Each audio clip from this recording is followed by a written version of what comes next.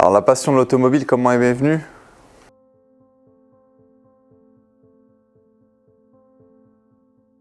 Depuis tout jeune déjà, les voitures, moi...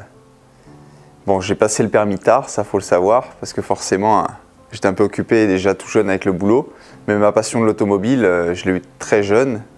À 20 ans déjà, je commençais déjà à aller à Carré-Sénart, faire les runs, etc. J'ai toujours aimé la vitesse, ça c'est un premier truc. Moi je suis pas quelqu'un qui va aller sur circuit, etc. J'aime bien rouler vite. Ma première voiture, ma toute première, bon, comme tout le monde, j'ai beaucoup roulé avec les voitures des parents au début, pour me faire la main. Mais la première voiture que j'ai achetée, c'est une Seat Leon 1,8 litre T, 180 chevaux. Ça marchait déjà bien. Et c'est vrai qu'à l'époque, déjà, c'était vraiment pas mal. J'avais un ami à moi qui, lui, pareil, il avait le même moteur sur l'Audi A3 et on se faisait Carré-Sénart déjà tout jeune. Et de là, très jeune, je devais avoir quoi, 21 ans. Déjà, à 21 ans, on a songé à monter un centre de préparation moteur. On était vraiment aux prémices de la prépa. Avant la prépa moteur, j'étais dans un tout autre secteur, j'étais dans l'électronique. J'étais frigoriste et spécialisé dans l'électronique de clim. Comment j'en suis venu? Mon meilleur ami, qui l'est toujours aujourd'hui, mon ancien associé Nicolas Hitt, il est venu me démarcher et il m'a dit voilà, j'aimerais bien monter un centre dans la préparation moteur. On connaissait déjà Robix à l'époque et les années ont fait qu'à force de se rencontrer avec Robix et avec Nicolas, on a pris la décision de monter un Shiftech. Mais à l'époque, il faut le savoir, à l'époque, il y avait déjà un centre Shiftech à Paris-Centre. Enfin Paris-Centre, à Volpénil, qui est aujourd'hui BR Performance. Donc à l'époque, nous, on habitait l'Île-de-France, mais il a fallu se décider à monter un centre ailleurs. Et c'est là que, bon, tu es au courant, on a monté Shiftech Tours. Et on s'est monté à Tours, très jeune, on avait quoi? On avait 24 ans. Ouais. On a ouvert officiellement en mars 2011, mais on a commencé réellement Shiftech en 2009. Sauf qu'on n'avait pas les moyens, donc on a commencé sans banc. On faisait un peu de la carto, on se déplaçait. On avait un petit local que peu de monde ont connu à Saint-Roch. Et après, jusqu'à réunir les fonds et à monter le centre en 2011. Car ça a été toute une aventure pour monter le centre. Ça a été très compliqué. On était jeunes, les banques ne voulaient pas nous suivre. On a fait 11 banques avant de faire le crédit. Il n'y en a aucune qui a validé le projet. Acheter un banc, c'était compliqué pour une banque qui ne comprenait pas pourquoi. On était jeunes aussi. On n'avait pas forcément des fonds. C'était compliqué. C'était vraiment une autre époque. Il n'y avait pas Facebook déjà. Je m'en souviendrai toujours. Ça, on a ouvert. Facebook n'existait pas. Donc Nicolas, mon associé, lui, il était très présent sur les forums auto. Tout se faisait via les forums auto à l'époque. C'est vraiment... Et c'est ce que je t'ai dit l'autre jour, c'est que nous, vraiment, on aura vraiment tout connu dans la prépa. On aura connu les débuts, sans les réseaux sociaux, et aujourd'hui, avec les réseaux sociaux. Les forums auto, ils sont quasiment tous morts. Aujourd'hui, ça existe encore. Mais la plupart des gens, maintenant, forcément, c'est Insta, Facebook, etc. Et on a connu aussi ce phénomène qui, quand on a commencé en 2011, 2012, 2013, 2014, le marché, c'était beaucoup de diesel. On faisait que du diesel, que ça, que ça, que ça. Et aujourd'hui, maintenant, on est passé sur un marché où c'est totalement l'inverse. On fait que de l'essence. Il y a très peu de diesel maintenant aujourd'hui. Souvent, il y a cette partie de clients qui pensent que Shiftech, c'est tout récent. Alors que non, on existe depuis un long moment. Et il y a l'autre clientèle, cette clientèle, c'est souvent la clientèle principale qu'on a, c'est 35-55 ans. C'est des gens qui nous connaissent depuis des années et qui savent ce que c'est la prépa. Comment tu as rencontré Robix déjà? Via l'intermédiaire de Nicolas Hitt, premièrement. C'est comme ça que j'ai rencontré Robix et Fred, les fondateurs de chez Shiftech. Mais je les ai rencontrés, c'est un peu particulier. Nous, on était jeunes, on aimait faire la fête comme tout le monde. Et tous les ans, on allait faire le jour de l'an en Belgique.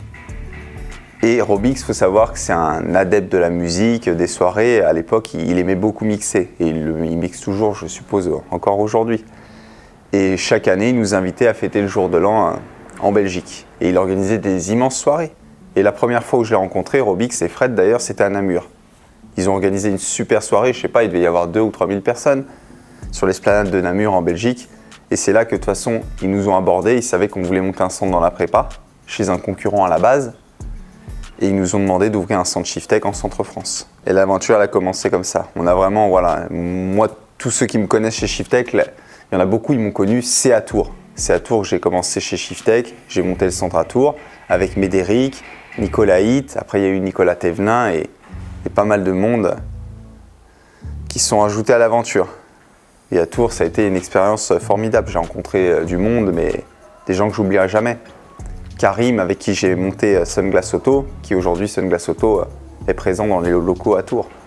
Moi, vu que j'étais originaire d'Île-de-France, bon, on m'a demandé de repartir sur Paris et de recommencer le projet à zéro. J'avais déjà monté Tours, ça avait bien marché. Remonter un autre centre, c'était pas un problème. Une fois que tu en as fait un, tu peux en faire plusieurs. Et puis, je voulais vraiment laisser le flambeau à Médéric et Nicolas.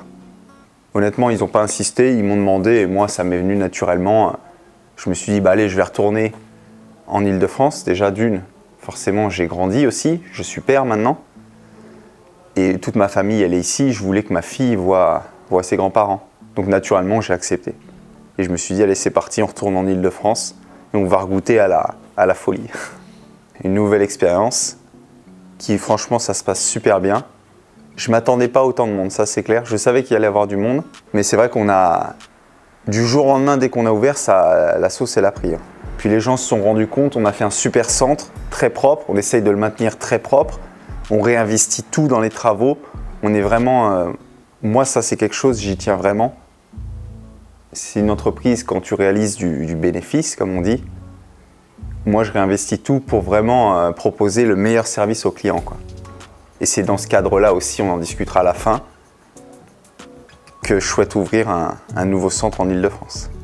Actuellement, chez Shiftech, moi, tout le monde le sait, bon, je suis manager chez Shiftech Paris. Avant, à Tours, les gens m'ont connu à l'atelier, mais là, je suis vraiment repassé devant. Le poste de manager, c'est s'occuper avant tout de la satisfaction client. C'est un poste vraiment clé dans l'entreprise, c'est vraiment très compliqué dans le sens où déjà, premièrement, on a beaucoup de demandes tous les jours, il faut savoir y répondre, il faut laisser personne dans l'indifférence, que ce soit une petite ou une grosse demande, on essaie de répondre à tout le monde. Aujourd'hui, moi, je suis amené à évoluer dans l'entreprise. J'essaie de plus en plus de m'occuper de tout ce qui est SAV et tout ce qui est relation clientèle. Donc, il faut savoir qu'à Paris, aujourd'hui, il y a Christophe qui va prendre ma place à l'avant. Donc, les gens ont l'habitude de me voir à Paris, mais aujourd'hui, ils vont avoir affaire à Christophe qui va passer en tant que manager à l'avant dans le centre de Shiftech Paris.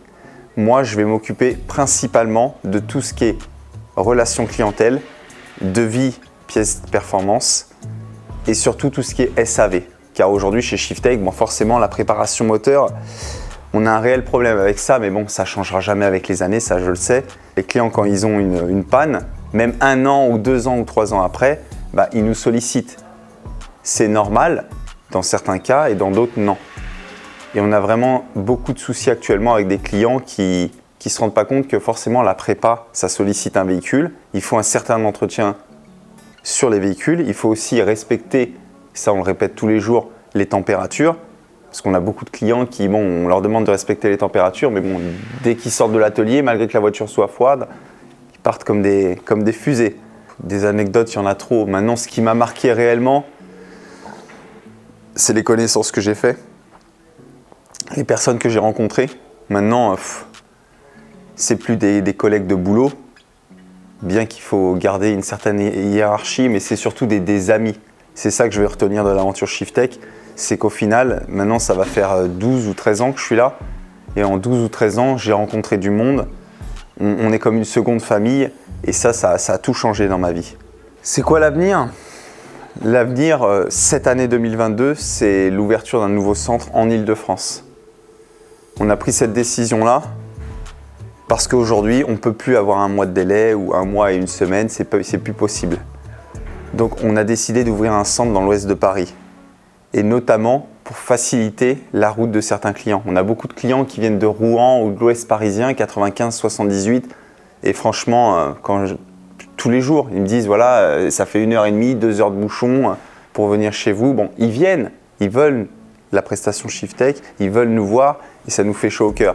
Mais nous, aujourd'hui, on est obligé d'ouvrir un centre dans l'ouest parisien pour faciliter la vie des clients. Demain, il y a un SAV, il y a quelqu'un qui est venu une fois, il y a un SAV, il faut qu'il revienne une 2e fois. Bon, on se met à leur place, c'est quand même chiant de faire 2 heures de route aller-retour pour juste une retouche de 15 minutes, c'est compliqué. Donc vraiment avec Médéric, on a pris cette décision, c'est d'ouvrir un centre à l'ouest de Paris.